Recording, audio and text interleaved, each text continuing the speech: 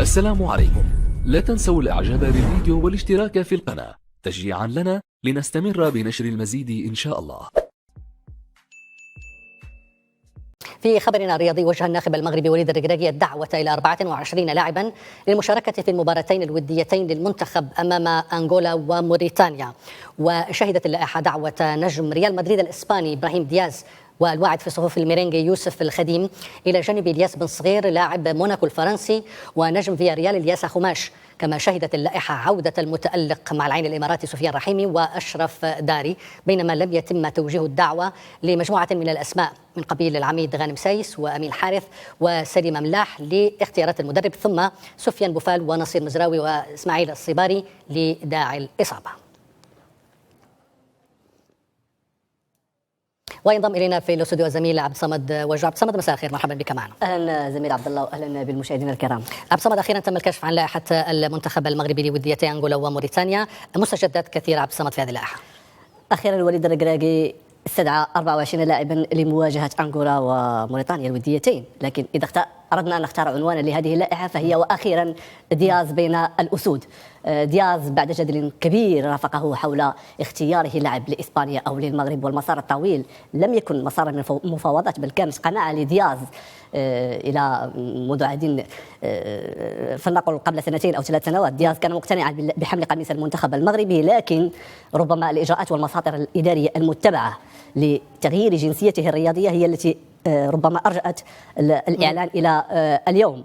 الجديد أيضا هو بالنسبة للأسماء الأخرى الجديدة هناك إلياس أخوماش، نتحدث عن نجم برشلونة السابق الذي وثق فيه تشافي هرنانديز وانتقل إلى فياريال وهو يحمل اليوم قميص فياريال ويلعب بشكل رسمي. إلياس أخوماش واحد من نجوم فياريال. نتحدث عن إلياس بن صغير لاعب موناكو. نتحدث عن عودة رحيمي الذي سجل ثنائية في مرمى النصر وأمام حيرة كريستيانو رونالدو وأخرجه من دوري أبطال آسيا ليحجز مقعده في نصف النهائي. صحيح.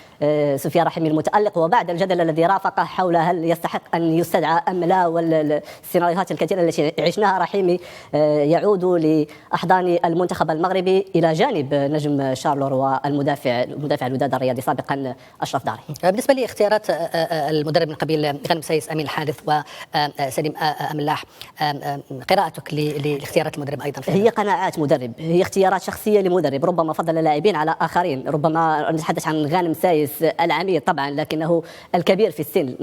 إذا أردنا أن نستشرف مستقبلا أفضل لمنتخب وطني قادر على التنافس، ونحن أمام رهان كبير، والرهان الأكبر هو منافسة إفريقيا في المغرب في 2025.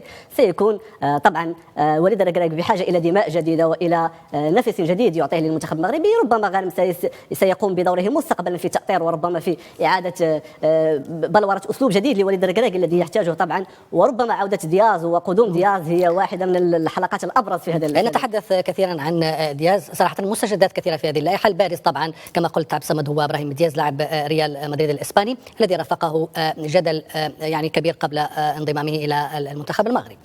طبعا ابراهيم دياز اسم كالنار على العالم، يعني نجم اي سي ميلان وتالق مع اي سي ميلان ثم انتقل الى ريال مدريد، وهو صاحب هدف تاهل اذا اردنا القول لريال مدريد امام لايبزيج في ذهاب دوري 16 من دوري ابطال اوروبا. سجل هدفا حاسما بعد معاناه الريال في مباراه الاياب. ابراهيم دياز اسم كبير في عالم كره القدم اليوم، يحمل قميص المنتخب المغربي، رافقه جدل كبير طبعا. تابعنا الصحافه الاسبانيه ماذا قالت الاس وماذا قالت الماركا بين التشاؤم وبين التفاؤل، لكن إبراهيم دياز حسم موقفه وانضم للمنتخب المغربي وحمل الجنسية الرياضية للمنتخب المغربي وسيحمل قميص أسود الأطلس في قادم المناسبة. وبالتالي ما هي الإضافة التي يمكن أن يعطوها هذا اللاعب من هذا الحجم الكبير والمتميز رفقة الأسماء الجديدة التي انضمت إلى المنتخب المغربي؟ نحن نتحدث عن إبراهيم دياز، إلياس أخوماش، إلياس بن صغير، لاعبون يلعبون في كبريات الأندية الأوروبية. نتحدث عن برشلونة، فياريال، ريال مدريد، يعني نضج تكتيكي كبير وربما ليونة في التمركز والتمحور. وليد الركراكي لن يجد إشكالا في وضع إبراهيم دياز سواء كجناح أو سواء كبلاي ميكر أو لاعب صانع ألعاب أو في أي منظومة تكتيكية يراها الركراكي سيكون هو المستفيد، هو الرابح الأكبر. المنتخب المغربي سيكون هو المستفيد والرابح الأكبر من هذا الفسيفساء، إذا أردنا أن نقول بطابع عالمي، منتخب مغربي بأسماء عالمية. شكرا جزيلا لك زميل عبد الصمد وجو على كل هذه التوضيحات. شكرا لك عبد الله وشكرا جزيلا.